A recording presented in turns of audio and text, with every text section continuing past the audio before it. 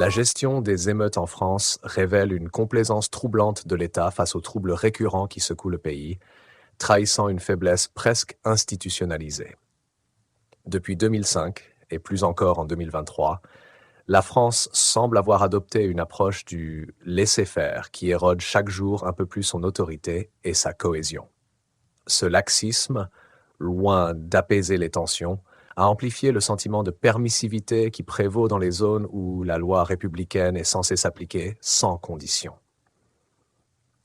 Au lieu d'imposer une réponse ferme et cohérente face aux débordements et à la violence, l'État choisit d'esquiver, craignant un retour de bâton médiatique ou politique, et laissant ainsi des quartiers entiers échapper à son contrôle. Chaque déchaînement de violence est suivi de mesures cosmétiques, de missions d'information et de comités d'experts qui accouchent de rapports rarement suivis de réformes tangibles. Ce schéma, répétitif et stérile, entretient une crise de l'autorité où les lois semblent optionnelles pour certains, tandis que la police est régulièrement pointée du doigt et décrédibilisée par ses propres dirigeants.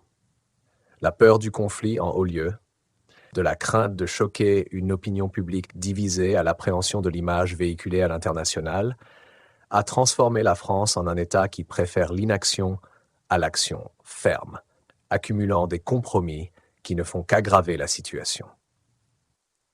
L'évolution de ces violences, plus large et plus diffuse en 2023 qu'en 2005, révèle l'étendue du problème. Une frange de la jeunesse, souvent désillusionnée et marginalisée, trouve dans ces émeutes non seulement une façon d'exprimer sa colère, mais également une opportunité pour défier ouvertement l'autorité de l'État dans l'impunité la plus totale.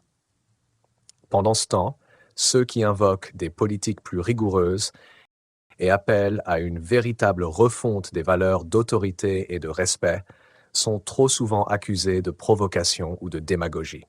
Résultat, l'État français, face à une situation d'urgence de plus en plus flagrante, continue de faire l'autruche, consolidant son image de géant au pied d'argile qui recule devant ses responsabilités, quitte à laisser pourrir la situation.